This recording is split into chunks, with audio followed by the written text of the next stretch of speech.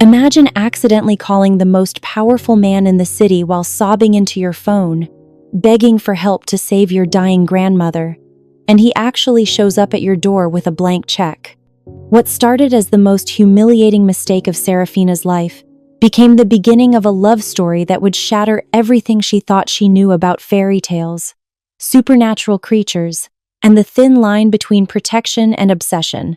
The fluorescent lights of Moonbeam Diner buzz overhead like angry wasps, casting sickly shadows across the cracked vinyl booths that Serafina Caldwell has been wiping down for the past 6 hours.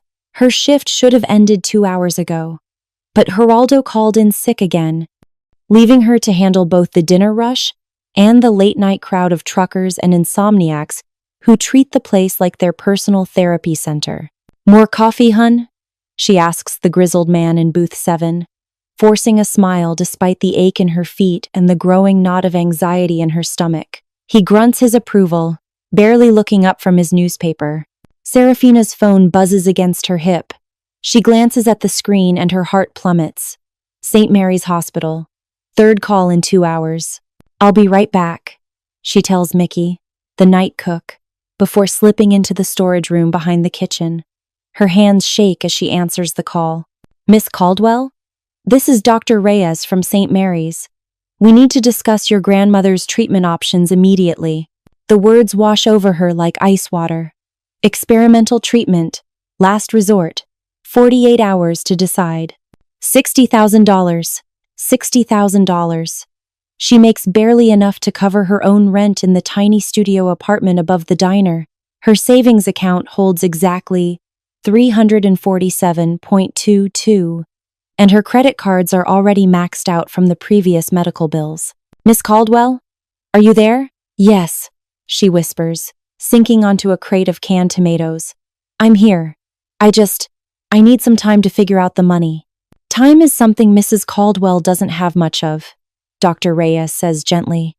"The procedure needs to happen within the next 48 hours. Or..." He doesn't finish the sentence. He doesn't need to. After hanging up, Serafina stares at her phone screen through blurry vision. Grandma Elena is the only family she has left, the woman who raised her after her parents died in that car crash when she was 12. The woman who taught her how to make her famous tres leches cake, who held her when she cried over broken hearts, who still calls her mi niña, even though she's 26 years old. The diner door chimes, signaling another customer. Serafina wipes her eyes and returns to work, but her mind races with impossible calculations. $60,000. She could work every shift for the next 5 years and still not save that much after expenses. By 2 a.m., the diner finally empties except for one regular old Pete, who falls asleep in the corner booth every night nursing the same cup of coffee. Serafina counts her tips with desperate hope. $43. Not even enough for the hospital parking fees. She pulls out her phone and scrolls through her contacts. There's no one. No family members with money. No friends who could loan her anything close to that amount. Her finger hovers over her best friend Celeste's number, but she already knows what the answer will be. Celeste is a struggling artist who can barely afford ramen noodles. Tears blur her vision as she stares at the phone. This is it. This is how she loses the only person who ever truly loved her. Because she's just a nobody waitress who can't even afford to save her own grandmother's life. The weight of helplessness crashes over her, and suddenly she can't breathe. Her chest tightens, her hands shake, and the phone slips from her grasp, clattering to the floor. Serafina scrambles to pick up her phone, her vision blurred with tears of frustration and despair. The screen is cracked now, perfect. Another expense she can't afford. Through her panic, she notices the screen has somehow opened to her recent calls. Her finger trembles as she spots a name. Dr. Thorne, consultation. Dr. Matthias Thorne. The physician who'd given her his card 3 months ago when Grandma Elena first collapsed at the grocery store. He'd been kind, reassuring, and had told her to call if she ever needed anything. At the time, she'd thought it was just professional courtesy, but right now, in her desperation, his words echo like a lifeline. "Call if you need anything," she whispers to herself. Anything. Her hands shake as she dials the number, not caring that it's nearly 2:30 a.m. It goes straight to voicemail, but she's too far gone to hang up. Dr. Thorne. This is Serafina Caldwell, Elena Caldwell's granddaughter. I know it's late, but I'm desperate. The hospital says she needs experimental treatment that costs $60,000, and I don't have it. I don't have anyone else to call, and Her voice breaks completely. I can't lose her. She's all I have left.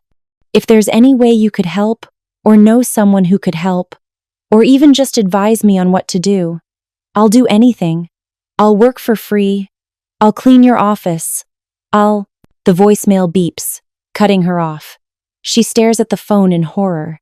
Did she really just leave a rambling, sobbing message begging a doctor she barely knows for money?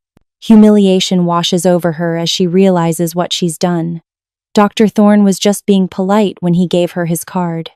He probably deals with desperate families every day. Now she's just another pathetic person trying to guilt him into charity. She's about to put the phone away when it rings. The screen shows Dr. Thorne, consultation, and her heart stops. He's calling back. At 2:33 a.m. Hello? She answers, her voice barely a whisper. Serafina. The voice that answers is deep, commanding, nothing like the gentle bedside manner she remembers from their brief encounter. This voice carries authority that makes her spine straighten instinctively. Where are you right now? What? Your location, where are you? She's thrown off by his directness. I'm at work. Moonbeam Diner on 5th Street. But Dr. Thorne, I'm sorry for calling so late. I was just, stay there. Don't leave. I'm coming to you. The line goes dead. Serafina stares at her phone in complete confusion. Coming to her? It's almost 3 a.m. What kind of doctor makes house calls at a diner in the middle of the night? She must have misunderstood something. 20 minutes later, she's just finished wiping down the last table when a sleek black car pulls up outside. Through the large windows, she watches a tall figure in an expensive coat emerge from the driver's seat. Even from a distance, she can tell this man moves with predatory grace, each step deliberate and controlled. The diner door chimes as he enters, and Serafina's breath catches in her throat. The man standing before her bears little resemblance to the mild-mannered doctor she remembers. Dr. Matthias Thorne is tall, imposing, with dark hair and piercing silver-gray eyes that seem to see straight through her. His jaw is sharp, his presence commanding, and he's wearing a coat that probably costs more than she makes in 6 months. Serafina, he says, and his voice sends an unexpected shiver down her spine. Dr. Thorne, she manages, suddenly aware of her stained uniform and the fact that she probably smells like coffee and grease. I can't believe you came. I mean, thank you, but I don't understand. He pulls out his phone and shows her the screen. Her heart plummets as she sees the truth displayed in stark black and white. The contact information reads, Matthias Thorne, CEO, Thorne Industries. Not Dr. Thorne, not a physician at all. She's just begged for $60,000 from one of the most powerful men in the state. Oh God! The words escape Serafina's lips in a horrified whisper as the truth hits her like a freight train. You're not a doctor. Matthias Thorne's silver eyes study her with an intensity that makes her feel exposed, as if he can see every secret she's ever kept. No, he says simply, I'm not. But at the hospital, you said, I said I was consulting on your grandmother's case, which I was. He takes a step closer, and she notices how he moves fluid, controlled, like a predator stalking prey. I never claimed to be a physician. Serafina's mind races back to that day 3 months ago. Grandma Elena collapsing in aisle 7 of Morrison's grocery store. The ambulance, the chaos at the hospital. And then this man appearing, asking about Elena's condition, speaking with the doctors like he belonged there. She'd been so panicked, so grateful for his calm presence, that she'd assumed, I'm so sorry, she stammers, backing away until she hits the counter. I didn't know. I would never have called if I'd realized who you were. I'll delete your number. I'll never bother you again. $60,000, he interrupts, his voice cutting through her rambling apology. What? That's what you need for your grandmother's treatment. Heat floods her cheeks. You don't have to mock me. I know how pathetic I sounded on that voicemail. I'm not mocking you. He pulls out a checkbook, an actual checkbook, like something from a movie, and sets it on the counter between them. I'm asking if 60,000 is the exact amount you need. Serafina stares at the checkbook, her heart hammering so loud she's sure he can hear it. Mr. Thorne, I can't accept charity. I called you by mistake, and I know you probably think I'm some kind of scammer or what I think, he says, uncapping an expensive-looking pen, is that you're a granddaughter who loves her grandmother enough to humiliate herself, begging strangers for help at 3 a.m. His eyes meet hers, and something flickers in their depths. That level of devotion is rare. He begins writing, the pen moving with confident strokes across the check. However, I don't give charity. Her heart sinks. Of course. She's been living in a fantasy for the past 5 minutes, thinking maybe, somehow, this nightmare might have a happy ending. I make investments, he continues, tearing the check free and holding it between 2 fingers. And right now, I'm prepared to invest in you. In me? She laughs, but there's no humor in it. Mr. Thorne, I'm a waitress who lives above a diner and has $300 to her name. I'm not exactly prime investment material. You'd be surprised what I consider valuable. He extends the check toward her, but when she reaches for it, he pulls it back slightly. This comes with conditions. Here it comes, she thinks. The catch. The moment when this fairy tale turns into a nightmare. What kind of conditions? You'll work for me. Work for you? Doing what? Personal assistant. You'll manage my schedule, handle my correspondence, accompany me to business functions. His voice is matter-of-fact, as if offering someone a life-changing job at 3 a.m. in a diner is perfectly normal behavior. The position pays $90,000 annually, plus benefits. Serafina's legs give out, and she grabs the counter for support. $90,000? That's more than I make in 3 years. Plus, he continues, I'll cover your grandmother's medical expenses. All of them. Not just this procedure, but her ongoing care. It's too much. Too good to be true. There has to be a catch. Because billionaires don't just swoop into diners at 3 a.m. offering to solve all your problems unless they want something in return. What's the real catch? She asks, surprising herself with her directness. What do you actually want from me?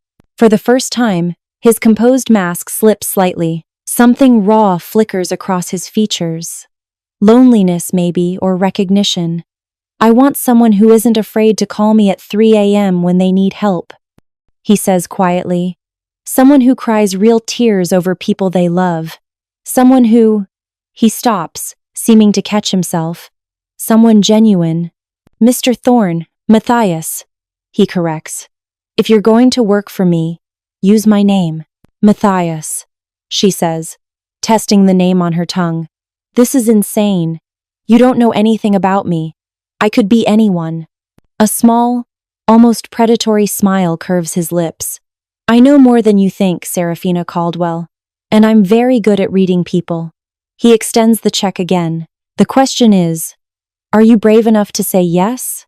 3 weeks later, Serafina has begun to think that maybe, just maybe, fairy tales do exist in real life. Grandma Elena's surgery was a success. The experimental treatment worked, and she's recovering beautifully in a private room that overlooks the hospital's garden. The relief alone is worth every surreal moment of Serafina's new existence, and surreal is definitely the word for it. One day she's scraping gum off diner tables. The next she's sitting in a corner office on the 42nd floor of Thorne Tower, learning to manage the schedule of a man who apparently owns half the city. Matthias had been true to his word. The job is real, the pay is real, and so far, he's been nothing but professional. Almost too professional, actually. He treats her with polite courtesy, explains tasks with meticulous detail, and maintains exactly the right amount of distance.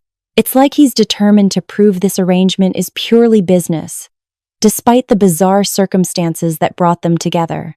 Your 3 p.m. meeting with the Morrison Group has been moved to Thursday, Serafina informs him as she enters his office with his afternoon coffee. And your sister called. Something about a family dinner on Friday.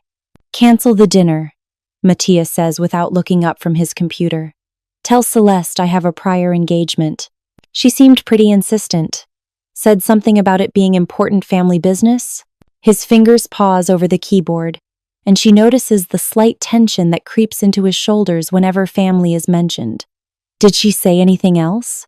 Just that she misses you and wants to see her baby brother. Serafina sets the coffee on his desk, careful not to let their fingers brush. She's learned that Matthias has very specific boundaries about physical contact. No handshakes, no casual touches, always maintaining space between them.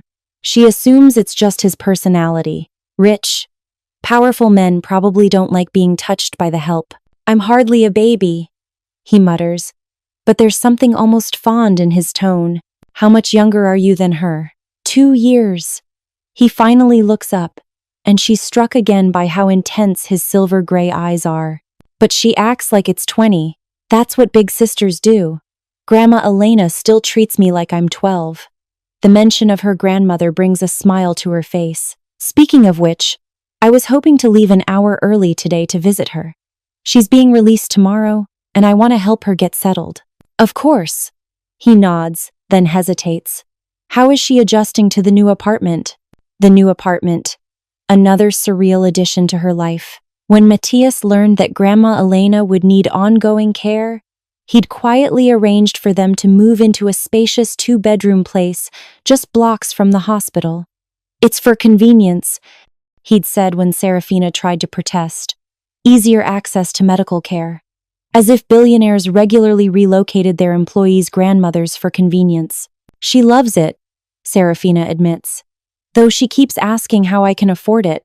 I've been vague about the details of my new job. Probably wise, Matthias says, returning to his computer. Most people wouldn't understand our arrangement. Their arrangement. It sounds so clinical when he puts it that way. But Serafina has started to wonder if there's more to it than either of them is admitting. She's caught him watching her sometimes, when he thinks she's not looking. And there was that moment last week when she'd reached for the same file as him, and their hands had almost touched. He jerked back like he'd been burned, and for just an instant, she'd seen something wild flash in his eyes. I'll finish the Morrison contracts before I leave, she says, heading for the door. Serafina, she turns back. Yes? Be careful walking to your car tonight. There have been some incidents in the area. What kind of incidents?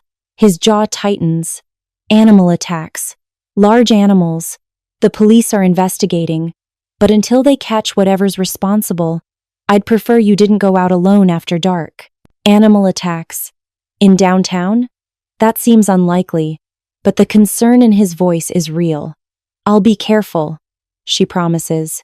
That evening, Serafina is working late to finish the Morrison contracts when she hears it, a sound that doesn't belong in the sterile corporate environment of Thorn Tower. A low, rumbling growl coming from Matthias's office. She freezes at her desk, listening. Maybe it was just the air conditioning, or construction noise from the street below. But then she hears it again, followed by what sounds like furniture being overturned. Matthias? She calls out, moving toward his office door. Are you okay? Silence. Concern overriding caution. She pushes open the door and immediately wishes she hadn't. The office is in chaos. Papers scattered everywhere. A chair overturned. The smell of something wild and dangerous hanging in the air. And standing in the middle of it all, where Matthias should be, is the largest wolf she's ever seen. The creature is magnificent and terrifying silver-gray fur. Intelligent eyes. Easily the size of a small horse. It turns toward her, and those eyes are the exact same shade of silver gray as Matthias Thorne's. Oh my God, she whispers, stumbling backward. Oh my God, oh my God, oh my God.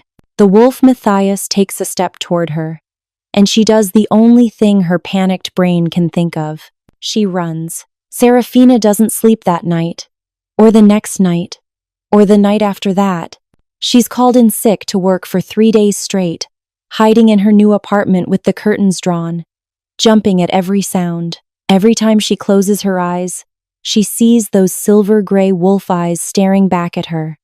The rational part of her mind keeps insisting she imagined it all, stress hallucination, maybe, brought on by everything that's happened in the past month. But the irrational part, the part that remembers the wild scent in that office, and the way the wolf moved with Matthias's predatory grace, knows exactly what she saw. Her boss is a werewolf. On Thursday morning, her doorbell rings, then rings again, and again. Serafina, I know you're in there. Matthias's voice carries through the door, and she freezes in the middle of her living room. We need to talk. Go away, she calls back, hating how her voice shakes. I'm not leaving until you open this door. Then I hope you brought a comfortable chair. Silence. Then, unexpectedly, a low chuckle. I forgot how stubborn you are. Despite everything, his amusement coaxes a reluctant smile from her. It fades quickly as reality crashes back. You're a werewolf, Matthias. Yes, the simple admission hits her like a physical blow. Part of her was still hoping for denial, for some rational explanation that would make the world make sense again. Are you going to eat me? She asks, then immediately feels ridiculous for the question. If I wanted to hurt you, I would have done it by now. His voice is gentle, patient. Serafina, please, let me explain. Against her better judgment, she unlocks the door but keeps the chain latch in place, peering through the narrow gap. Matthias stands in the hallway looking haggard, his usually perfect appearance disheveled. His silver eyes are shadowed with exhaustion and something that might be worry. 5 minutes, she says. Then I'm calling the police. And telling them what? That your boss turns furry once a month? She removes the chain and opens the door fully, stepping back to let him enter. Is that what happens? Once a month? It's more complicated than that. He moves into her living room but doesn't sit, instead pacing like a caged animal. I'm an alpha, Serafina. I don't just turn into a wolf, I am a wolf just as much as I'm a man. An alpha. She repeats the word, trying to process it. Like, the leader of a pack? Yes. My family, our employees, certain members of the community, they're all part of my pack.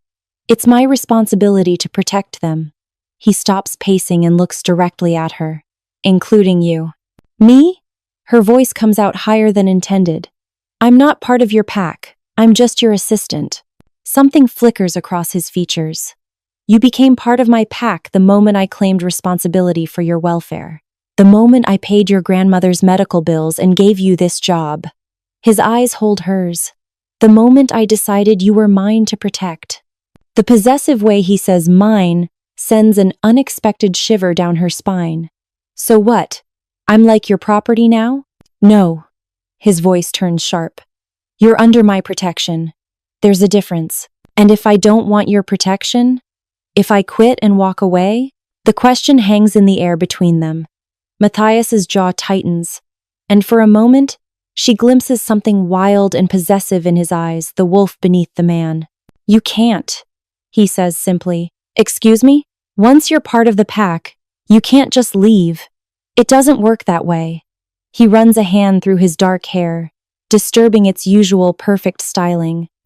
Serafina, there are things about our world you don't understand. Dangers, other packs, rival alphas who would use you against me if they knew what you meant to.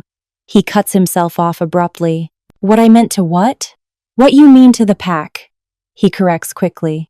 But she catches the slip. That's not what you were going to say. He turns away from her, moving to stand by the window.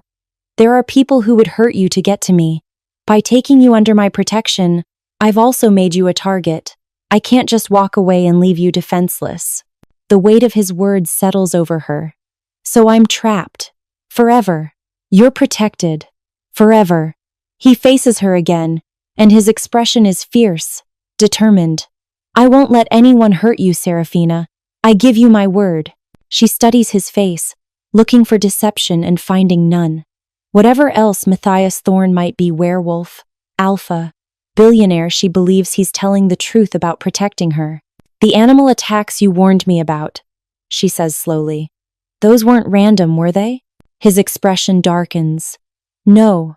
There's another pack moving into our territory. They're testing boundaries, seeing how far they can push before I respond.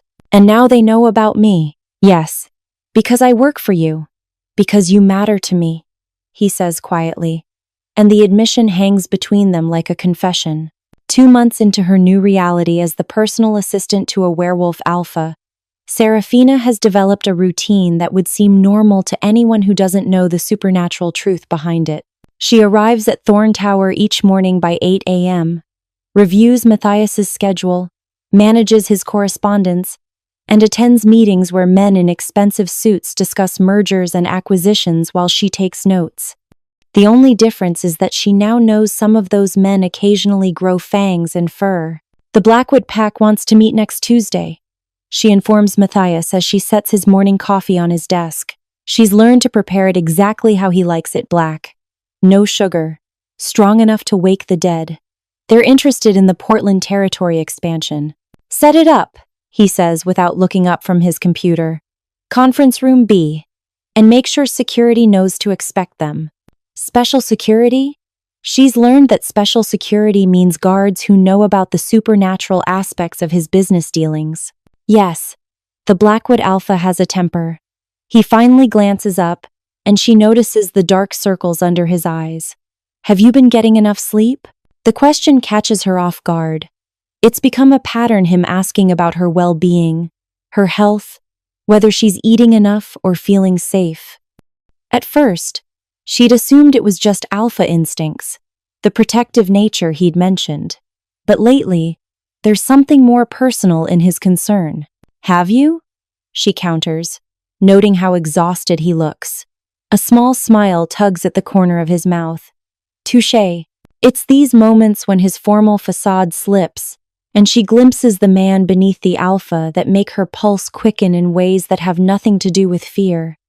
Over the past 2 months, she's discovered that Matthias has a dry sense of humor, an almost photographic memory for details about people's lives, and a habit of working 18-hour days because he can't bear the thought of letting anyone down. She's also discovered that he never, ever makes physical contact with anyone if he can help it.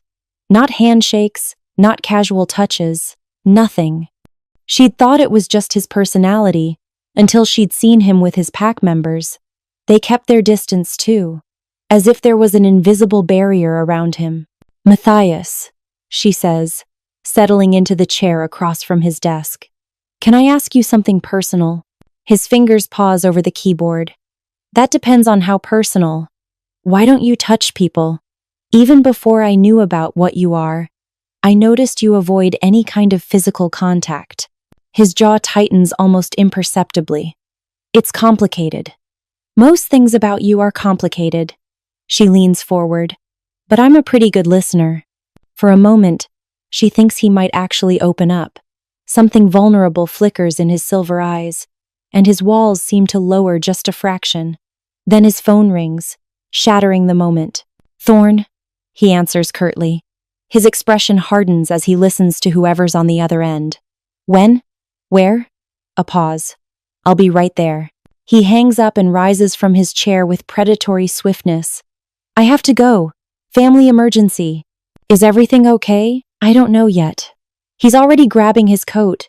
Moving with that controlled urgency she's learned means alpha business. Cancel my afternoon appointments. And Serafina? Yes? Stay in the building until I get back. Don't go anywhere alone. What's wrong? You're scaring me. He pauses at the door, looking back at her with an expression that makes her breath catch. For just an instant, the mask slips completely, and she sees not the composed billionaire or the alpha, but a man who's genuinely terrified of losing something precious. Just, please stay safe, he says, and then he's gone. The rest of the day passes in a haze of anxiety. Serafina tries to focus on work, but her mind keeps wandering to the fear she'd seen in Matthias's eyes. By evening, when he still hasn't returned, she's pacing her apartment like a caged animal. Her phone rings at 10 p.m. Serafina. His voice sounds rough, exhausted. Matthias, thank God. What happened? Where are you? The hospital. My sister. His voice breaks slightly. Someone attacked her. Badly. Oh my God. Is she going to be okay? The doctors think so.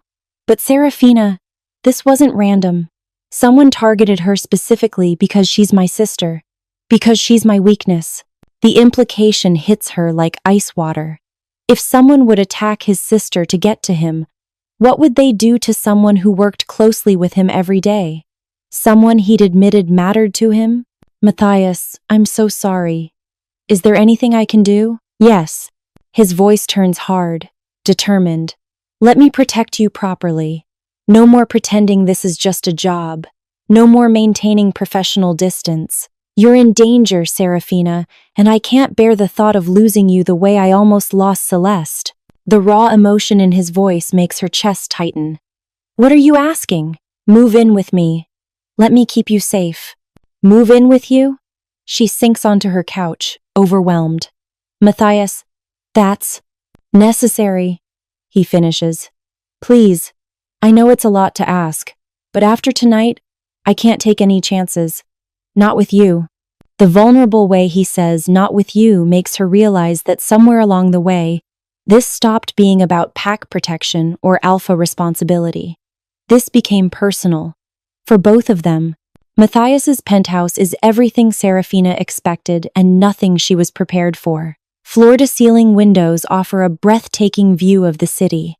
Modern artwork adorns the walls, and everything is decorated in sleek grays and blacks that match his personality.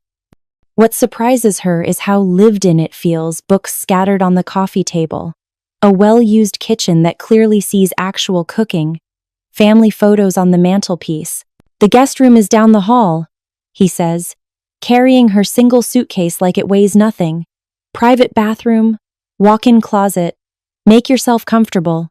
3 weeks of living together has settled into an unexpectedly comfortable routine.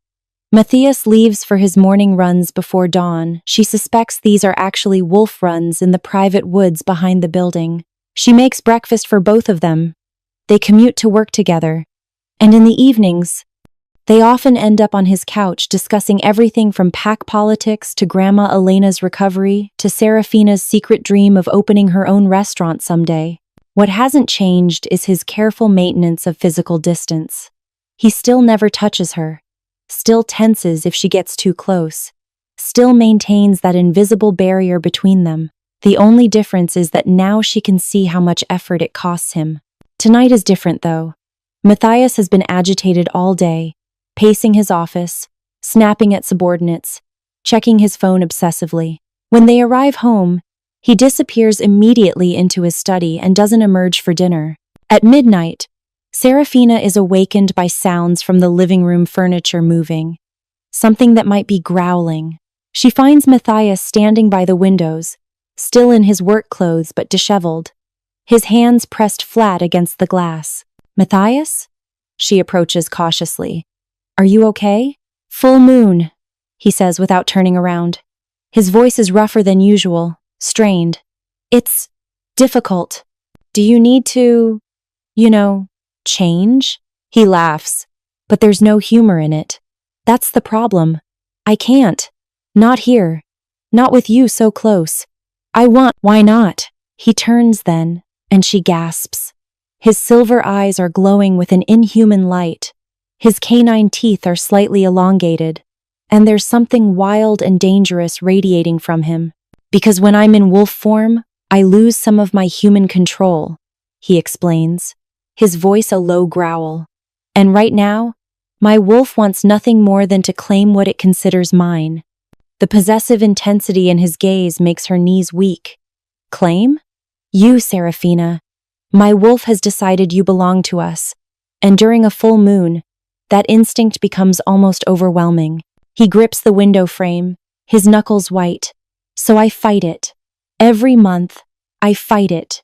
Because I refuse to be the kind of monster who forces. What if I don't want you to fight it? The words slip out before she can stop them, and the effect is immediate. Matthias goes completely still, his glowing eyes locking onto hers with predatory focus. Don't say things like that, he warns, his voice barely human. Why not, if it's what I want? Because you don't understand what you're asking. But he takes a step toward her, then another, and she can see the battle between man and wolf playing out across his features. Then explain it to me. Claiming it's not just physical, Serafina. It's a bond that can't be broken. Once my wolf claims you, you become mine in every sense of the word. Forever. His eyes search hers desperately, and I become yours. Completely.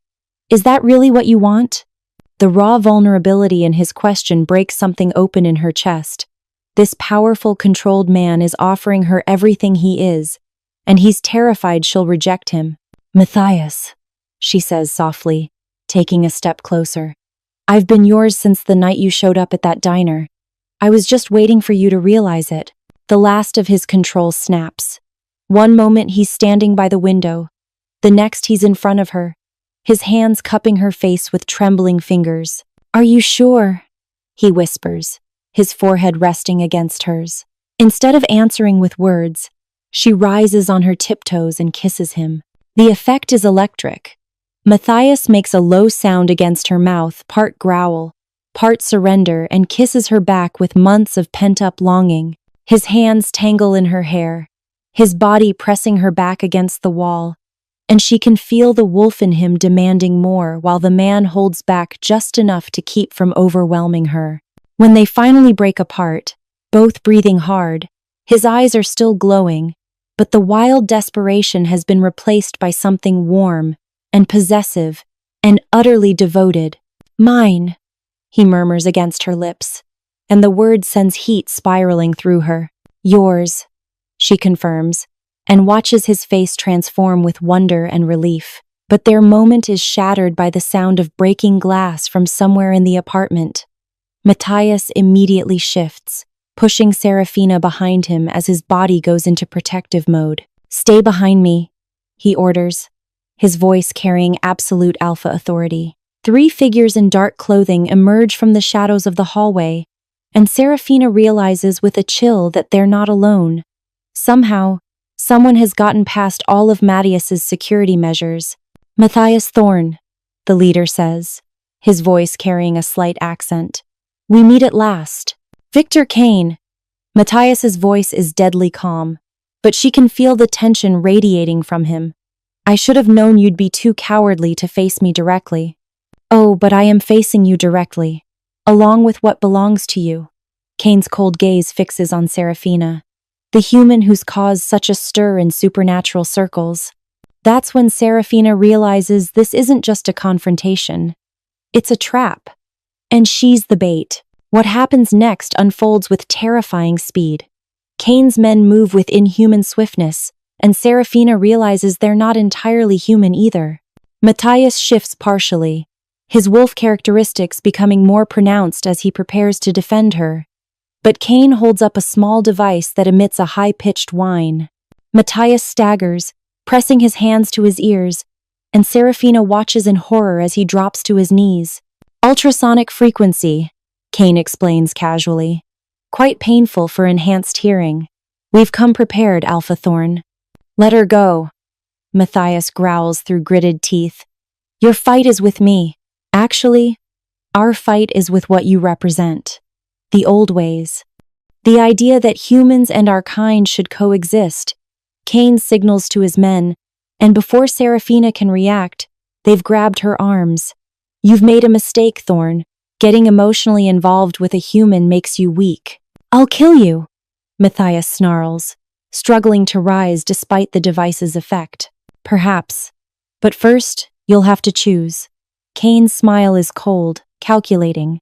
Save your human pet, or save your sister.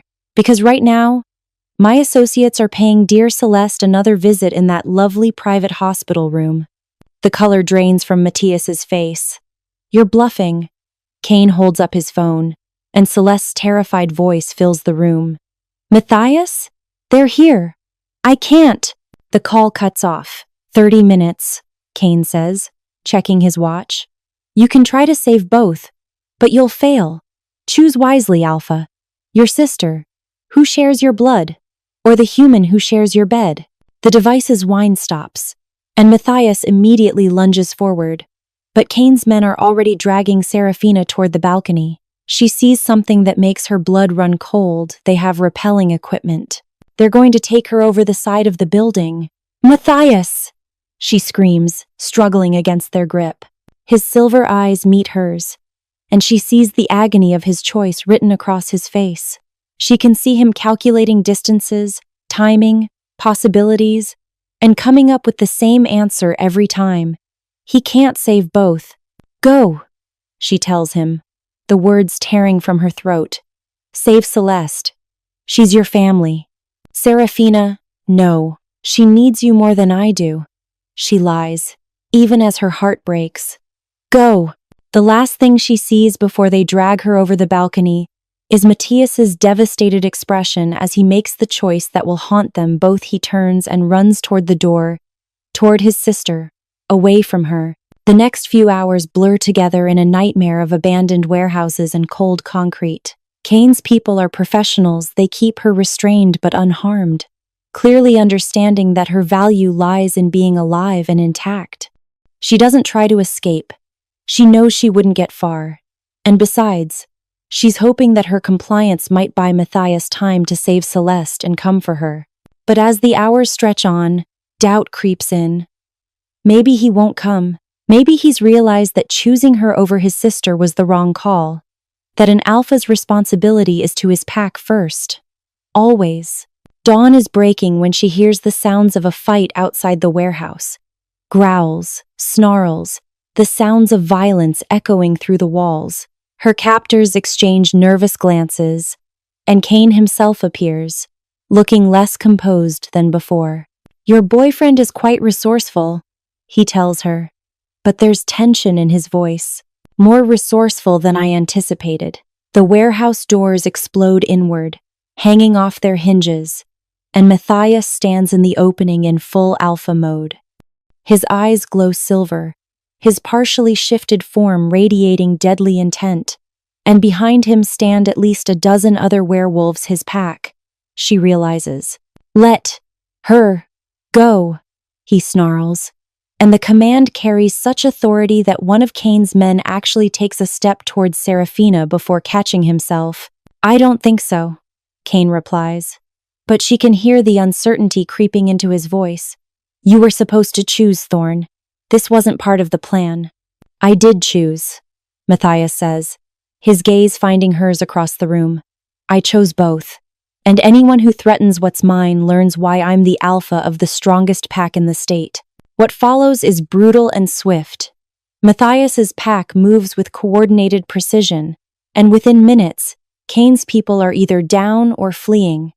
Kane himself tries to use Serafina as a human shield, but she's learned a few things about being around supernatural predators.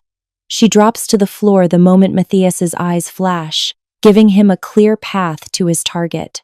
When it's over, Matthias kneels beside her, his hands shaking as he cuts through her restraints. Are you hurt?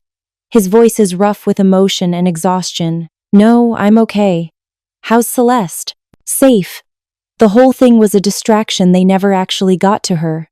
His arms come around her, pulling her against his chest, and she can feel him trembling. I'm so sorry, Serafina. I should never have left you. You made the right choice, she whispers against his neck. No, I made the only choice I could live with, and that was keeping you both safe. He pulls back to look at her, his silver eyes intense. I can't do this anymore. I can't keep pretending that what I feel for you is just pack responsibility. Then don't pretend. It means everything changes. It means you become not just part of my pack, but my mate, my equal. It means she silences him with a kiss, pouring all her love and relief and absolute certainty into the contact. When they break apart, she sees her answer reflected in his glowing eyes. It means I get to keep the man I love. she says simply. Everything else, we'll figure out together. 3 days after the warehouse incident, Serafina is finally starting to feel safe again. Matthias has tripled security. Kane's remaining associates have been dealt with by pack justice, and life is slowly returning to something resembling normal. She's back at work, back to managing schedules and taking meetings. But now everyone in the supernatural community knows exactly what she means to the alpha of the Thorn Pack. What she doesn't expect is Celeste showing up at the office unannounced, looking pale and shaken in a way that has nothing to do with her recent ordeal. "We need to talk," Celeste says without preamble. "About my brother. About things he's never told you." Serafina glances toward Matthias's office, where he's in a conference call with pack leaders from 3 neighboring territories. "What kind of things?" "The kind that explain why he's never been able to touch anyone without consequences. The kind that explain why our parents are dead." The words hit like ice water. Matthias had mentioned his parents' death in passing a car accident when he was 23, but never with any detail. And he'd certainly never connected it to his aversion to physical contact. "I don't understand." Celeste sits heavily in the chair across from Serafina's desk. 15 years ago, Matthias wasn't an alpha. I was. I was supposed to inherit the pack from our father when he stepped down. She pauses, her hands twisting in her lap. But I was young, and I was in love, and I made a terrible mistake. What kind of mistake? I trusted the wrong person. A wolf from a rival pack who claimed he loved me, who said he wanted to unite our territories through our bond. Celeste's voice grows bitter. What he actually wanted was to weaken our pack from within. He manipulated me, used our relationship to gain access to pack secrets, and when he was done with me, she stops, unable to continue. "Celeste, you don't have to." "Yes, I do. Because what happened next is why Matthias can't bear to be touched, why he became alpha at 23, why our parents are dead." Tears stream down her face now. "When I finally realized what Marcus was doing, I confronted him. He laughed at me, told me how easy I'd been to manipulate, how pathetic it was that I'd believed he could ever love someone like me." Serafina's heart aches for the pain in Celeste's voice, but she's starting to understand the shape of this story, and it terrifies her. "I was so humiliated, so angry. I challenged him to a dominance fight, even though I wasn't strong enough, even though I knew I'd lose." Celeste wipes her eyes with shaking hands. "Matthias tried to stop me. He begged me not to do it, said he'd handle Marcus himself, but I was too proud to listen. So he made a choice." "What choice?" "He took my place in the challenge circle. But there was a condition: if he lost, Marcus would get not just me, but the entire pack. Everything." Celeste meets Serafina's eyes. "Our parents tried to stop him. They got in the car to drive to the challenge site, to find some way to intervene. They never made it. Marcus had arranged for them to have an accident en route." Horror washes over Serafina as the pieces fall into place. So, Matthias had to fight Marcus alone, with no backup, no family support, and the weight of the entire pack on his shoulders. He was so young, Serafina, and he was facing an alpha who'd been planning this takeover for years. Celeste's voice breaks completely. "But he won. Barely. He killed Marcus in single combat and saved us all." "Then why?" "Because the fight broke something in him. The guilt over our parents' death. The responsibility that was thrust on him. The knowledge that his own sister's stupidity had cost so much." Celeste stands, pacing to the window. "And Marcus had cursed him before he died. A spite curse, meant to ensure that Matthias would never know the kind of love that had made me so vulnerable." Serafina's blood runs cold. "What kind of curse?" "Anytime Matthias feels strong emotion, love, desire, deep affection while touching someone, he loses control of his wolf. Completely. The animal takes over, and there's no guarantee he'll ever find his way back to human form." The office falls silent except for the hum of air conditioning. Serafina thinks about all the times Matthias has pulled away from casual contact, his careful maintenance of distance, the way he'd tensed when she'd tried to comfort him. "But he's touched me. she says slowly. When he rescued me from the warehouse, when we kissed. Because he'd rather risk losing his humanity forever than lose you, Celeste interrupts. Don't you see? Every time he touches you, every moment of physical intimacy, he's gambling with his very soul. And he does it anyway, because his feelings for you are stronger than his fear. The magnitude of what Matthias has been risking, what he continues to risk every time he holds her hand or kisses her goodnight, takes Serafina's breath away. And suddenly she understands why he'd been so afraid to admit his feelings, why he'd fought so hard against the attraction between them. There has to be a way to break the curse, she says desperately. Celeste turns from the window, hope and fear warring in her expression. Maybe, but it would require Matthias to face the source of his guilt, to forgive himself for choices he had no control over. She pauses. And it would require someone who loves him enough to risk everything to help him. As if summoned by their conversation, Matthias appears in the doorway. His silver eyes immediately go to his sister's tear-stained face, then to Serafina's stricken expression. What's going on? He asks. But there's something in his voice that suggests he already knows. I told her, Celeste says simply. About the curse. About Marcus. About everything. Matthias goes completely still, and Serafina sees the exact moment when his walls slam back up, when he retreats into the controlled, distant alpha persona she thought they'd moved beyond. You had no right, he says quietly, but the words carry the weight of absolute authority. She deserves to know what loving you could cost her, Celeste responds, not backing down despite the alpha command in his voice. Matthias's gaze finds Serafina's, and she sees the fear there, the certainty that now she knows the truth. She'll leave him. Instead, she stands and crosses to him, taking his hands in hers despite the way he tenses. Every time? She asks softly. Every time you touch me, you risk losing yourself forever? He nods, unable to speak. Then we'll just have to break this curse, she says with determination that surprises them both. Because I'm not giving up the man I love without a fight. Breaking a 15-year-old spite curse turns out to be significantly more complicated than Serafina anticipated. According to Celeste's research, the curse can only be broken by confronting its source, not just the magic itself, but the guilt and self-blame that allows it to maintain its hold. You have to forgive yourself, Celeste explains to Matthias during a tense family meeting in his penthouse. For our parents' death, for the choices you made, for the burden of leadership that was thrust upon you. I can't, Matthias says flatly, because it was my fault. If I'd found another way to stop Marcus, if I'd been stronger, if you'd been psychic enough to predict a rival alpha's plans 15 years in advance, Serafina interrupts. Matthias, you were barely more than a boy. You saved your entire pack. You saved your sister. You did the impossible. At the cost of our parents' lives. At the cost of nothing, Celeste says firmly. Marcus killed our parents.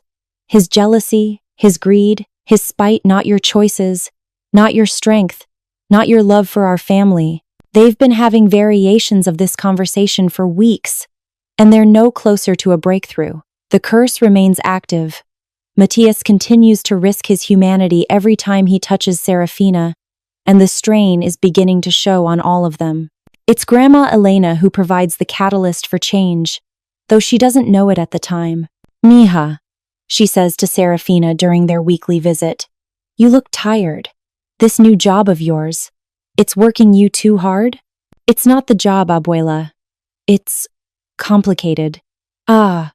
Elena's dark eyes, still sharp despite her age, study Serafina's face with knowing intelligence. It's the man. The one who pays for my medical care, who gave you the beautiful apartment, who looks at you like you hung the stars. How did you? I'm old, not blind, and I know love when I see it. Elena reaches across the small table in her apartment to take Serafina's hands. What I don't understand is why you both look so sad when you should be happy. There are obstacles, things in his past that make it complicated. Mija, let me tell you something about the past. Elena's voice grows serious. I lost your grandfather when your mother was just 5 years old. Car accident, just like your parents. For years, I blamed myself. If I hadn't asked him to go to the store that night, if I'd gone instead, if I'd asked him to wait until morning. Serafina squeezes her grandmother's weathered hands. But it wasn't your fault. No. But it took me a long time to understand that. You know what changed my mind? What? Your mother. She needed me to be present, not lost in guilt over things I couldn't control. The past can be a prison, Mija, but only if we choose to stay locked inside it. That evening, Serafina finds Matthias in his study, staring at a photograph she's never seen before. Two people who are clearly his parents smile back from the frame, and a much younger Matthias and Celeste stand between them. They look happy, she says softly. This was taken a week before they died. His voice is rough with emotion.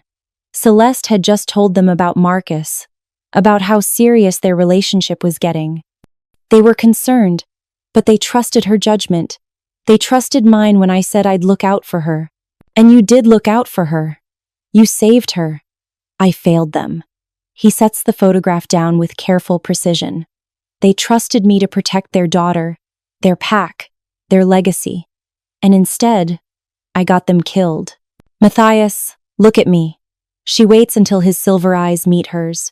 If someone threatened me, threatened our future children, threatened everyone we cared about, what would you do? I'd fight, he says without hesitation. I'd do whatever it took to protect you. Even if it was dangerous? Even if you might not survive? Yes. Even if I begged you not to, told you it was too risky? His jaw tightens as he begins to understand her point. Yes, that's what your parents did. They saw their children in danger, and they acted. Not because you failed them, but because they loved you both so much that they couldn't stand by and do nothing. She moves closer, reaching for his hands. They made the same choice you would make, the same choice any parent would make. Their love for you got them killed, Matthias, not your failure to protect them. For a moment, she sees something crack in his expression, a lifetime of guilt wavering like it might finally break. But then, he pulls away from her touch, the walls slamming back up. It doesn't matter, he says. The curse remains. Every time I touch you, I risk losing my humanity forever.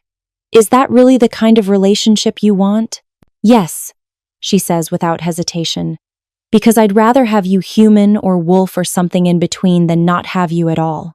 And if I get stuck in wolf form permanently, if I lose the ability to change back, then I'll learn to love a wolf who has your heart and your soul and your ridiculous need to protect everyone you care about. She steps closer again, and this time when she reaches for him, he doesn't pull away. Matthias, I'm not going anywhere.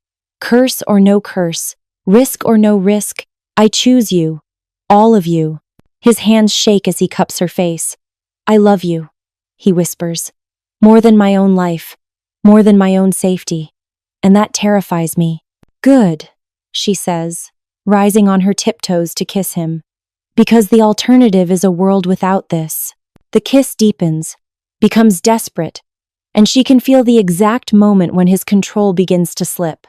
His silver eyes glow brighter, his canine teeth lengthen slightly, and his grip on her tightens with inhuman strength. But instead of pulling away, instead of fighting the transformation, Matthias makes a choice that changes everything. He lets go. He stops fighting the curse, stops trying to maintain perfect control, and trusts that his love for her is stronger than Marcus's dying spite. The change that comes over him is unlike anything she's witnessed before. Not the violent shift she'd seen in his office, but something fluid and controlled and utterly beautiful. His wolf characteristics become more pronounced, but he remains fundamentally himself. Silver eyes warm with love instead of wild with lost humanity. When he speaks, his voice carries a slight growl, but the words are completely, perfectly human. The curse, he says with wonder. It's different, because you're not fighting it anymore, she realizes. You're not letting guilt and fear control you. He lifts her easily, supernatural strength, allowing him to hold her as if she weighs nothing, and spins her around the study with joy that's purely human and utterly wild all at once. "I love you, Serafina Caldwell," he declares, his voice carrying the howl of victory. "And nothing, not curses, not the past, not my own fears is ever going to change that again." 6 months later, Serafina stands in the kitchen of the restaurant she never dared dream she could own, watching the evening prep through the service window. Moonbeam Bistro occupies the ground floor of a renovated brownstone in the Arts District, and in just 3 months since opening, it's become the place to eat in the city. "Order up," calls Miguel, her head chef sliding 2 plates across the pass. "Table 7, the braised short ribs and the seafood risotto." "On it!" Serafina grabs the plates with practiced ease, muscle memory from her waitressing days, making her movements fluid and confident. The fact that she now owns the restaurant instead of just working in it still feels surreal sometimes. The evening rush is just starting, and she's in her element, greeting customers, managing staff, ensuring every detail meets her exacting standards. This is her domain now, her dream made real through a combination of her own determination and the unwavering support of a certain alpha billionaire. Speaking of which, Matthias appears in the doorway to the private dining room, looking devastatingly handsome in his charcoal suit.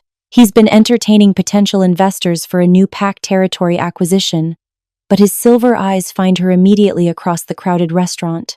"How's it going?" she asks when she makes her way over to him during a brief lull. "Boring," he admits, his hand finding hers and threading their fingers together. "I'd rather be out here watching you work." The casual touch still sends warmth through her, but it's no longer tinged with fear or the risk of losing control. The curse hasn't disappeared entirely, it's transformed into something manageable, something that adds an edge of wildness to their relationship without threatening to destroy it. Matthias can shift partially when his emotions run high, but he never loses his human consciousness, never forgets who he is or what matters to him. "Mrs. Thorne," Miguel calls from the kitchen, grinning at the title that still makes her heart skip. "Your grandmother's table is asking for you." Mrs. Thorne is technically accurate now, though the wedding ceremony 6 weeks ago was unlike anything she could have imagined. Pack weddings apparently involve a lot more howling and significantly more raw meat than traditional human ceremonies, but the look in Matthias's eyes when she'd said, "I do," made every surreal moment worth it. She finds Grandma Elena holding court at her usual corner table, entertaining Celeste and several Pack members with stories from her youth. Elena has taken to supernatural society with surprising ease, treating werewolves with the same no-nonsense affection she shows everyone else. "Mija," Elena calls, pulling Serafina down for a kiss on the cheek. "Celeste was just telling us about the new community center." "It's going to be beautiful," Celeste says, her eyes bright with enthusiasm. The community center is her project, a place where human and supernatural families can access resources, education, and support. Working on it has given her a sense of purpose she's been missing since stepping back from Pack leadership. "We break ground next month, and the funding came through?" Serafina asks. "Thanks to my brother's generous donation." "Yes." Celeste's smile turns teasing, "though I suspect you had something to do with convincing him." "I may have mentioned it once or twice," Serafina admits. "The truth is, she and Matthias have found their rhythm as partners in every sense of the word. She runs her restaurant, he manages the Pack and his business empire, and together, they're building something neither of them could have achieved alone. The Pack has embraced her completely, grateful to see their alpha happy and settled. The supernatural community has accepted her as Matthias's mate and equal, and the human world simply sees a successful businesswoman married to a powerful CEO. "Speaking of my brother," Celeste says, nodding toward the kitchen, "I think he's getting impatient." Matthias has indeed appeared in the kitchen doorway, checking his watch with exaggerated concern. When he spots her looking, he taps his wrist and points upward, their signal that he's ready to retreat to their apartment above the restaurant. "Duty calls," Serafina says, kissing Elena's cheek. Don't let these wolves corrupt you too much, abuela. Mija.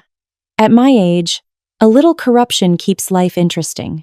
Upstairs, their apartment is a perfect blend of both their personalities, modern and sleek, like his penthouse, but warm and lived in, like her old place above the diner. The kitchen always smells like whatever experimental dish she's been working on. There are books everywhere, his business journals mixed with her cookbooks. And the master bedroom has floor-to-ceiling windows that provide the perfect view for moon watching. How did the meeting go? She asks, helping him out of his suit jacket. They agreed to the terms. We'll have access to the Portland territory within the month. He pulls her against him, burying his face in her neck. But I spent the entire time thinking about coming home to you. Sap, she teases. But her arms come around him automatically. You're sap, he corrects, his voice carrying that slight growl that means his wolf is close to the surface. It doesn't frighten her anymore. If anything, it's become a source of comfort, a reminder of how much trust he places in her. Always, she agrees, tilting her head to give him better access to the sensitive spot behind her ear that makes her shiver. They've settled into the couch, Matthias's arms around her as they watch the city lights twinkle below, when she decides to share the news she's been keeping to herself all day. I got a call from that food magazine, she says casually. The one that wants to do a feature on the restaurant. And they want to put us on the cover of their fall issue. The bistro that's redefining fine dining in the city. Matthias sits up, his silver eyes bright with pride. Serafina, that's incredible. You've built something amazing. We've built something amazing, she corrects. I couldn't have done this without you. You could have, he says seriously. You would have found a way. You're the strongest person I've ever known. Coming from an alpha werewolf who once killed a rival in single combat to protect his pack, the compliment means everything. I love you, she says, the words as natural as breathing. And I love you. More than I ever thought possible. As if to prove his point, he shifts slightly, his wolf characteristics becoming more pronounced as his emotions intensify. His eyes glow silver, his canine teeth lengthen, and his grip on her tightens with supernatural strength. But there's no loss of control, no fear of transformation, just a man who loves her so completely that it brings out the wildness in his soul. So, she says, settling more comfortably against his chest, what's next for the alpha and his mate? Whatever we want, he says, pressing a kiss to the top of her head. The future is ours to write. And looking out at the city that's become their home, surrounded by family both chosen and born, with dreams realized and new adventures awaiting, Serafina couldn't agree more. What started with a desperate phone call to the wrong number has become the greatest love story she could have imagined. One that proves sometimes the best things in life come from the most unexpected places. After all, who would have thought that a struggling waitress and a cursed alpha billionaire could find their happily ever after? But then again, the best fairy tales have always been the ones that seemed impossible, until love made them real.